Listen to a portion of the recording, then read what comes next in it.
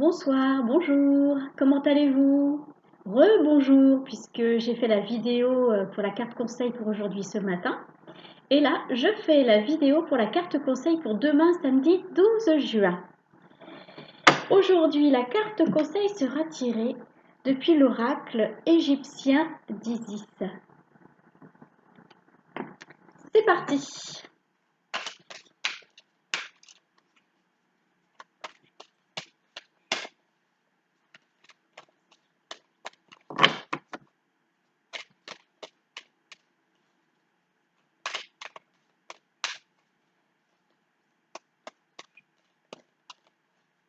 J'espère que vous allez bien, que vous avez passé une bonne journée.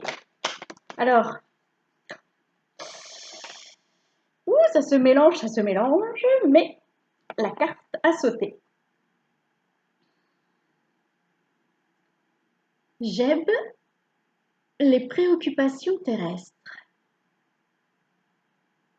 Alors, c'est marrant parce que ça vient faire écho à la carte de ce matin qui était en partie pour l'ancrage. Et là, on nous montre une personne qui est vraiment très... enfin voilà, il est allongé par terre, donc il est proche de la terre. Et on a l'impression que le ciel, que le côté divin est très haut, est très haut. Et qu'il est loin, il est éloigné du divin. Et donc,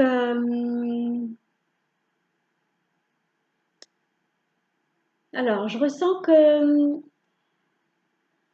ouais, suite au confinement, suite aux mesures de restriction, c'est un peu comme si on était des lions en cage et depuis qu'on a ouvert, mis fin au confinement et agrandi les heures où on peut, enfin, rallonger les heures auxquelles on peut bouger, comme si on est sorti de notre cage et on s'est replongé dans la vie qu'on menait avant, avec eh bien peut-être aller dans les magasins, acheter tout un tas de choses, quitter du coup, euh, quitter cet état méditatif dans lequel on était, cet état d'introspection dans lequel on était pendant le confinement, pendant tous ces moments où on était bloqué chez nous et qu'on s'est jeté à corps perdu dans les plaisirs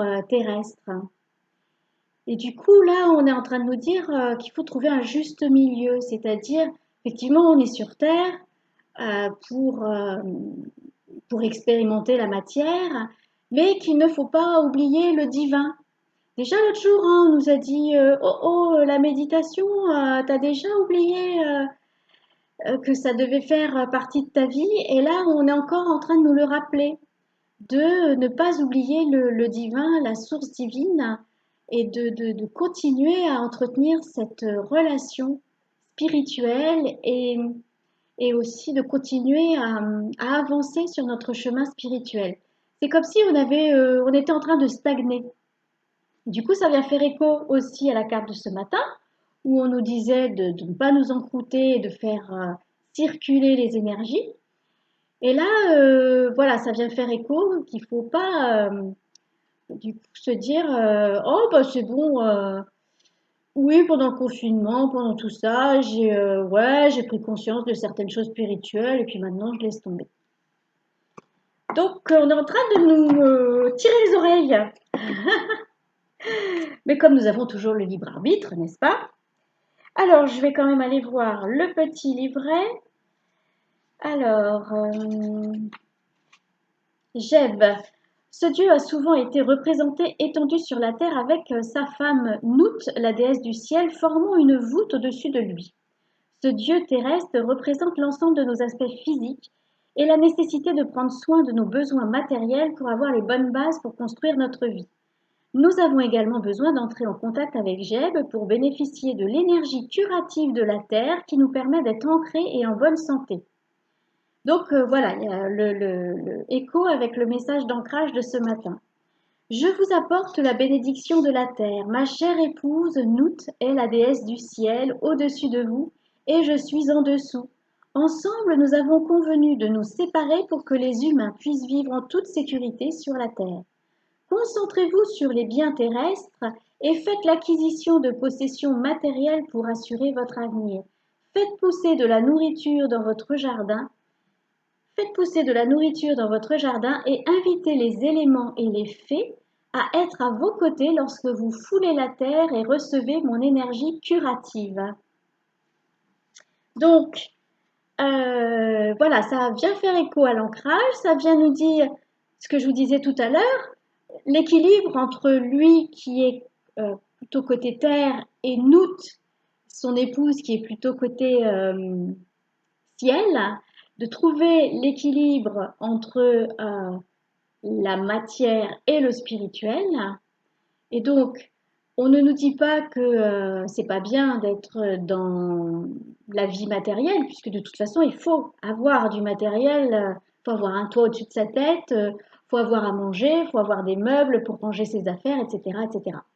Mais on nous demande vraiment le juste milieu et donc alors on vous parle de faire pousser des légumes dans votre jardin, donc un appel aussi à une nourriture saine, équilibrée et une nourriture qu'on aura fait pousser avec amour.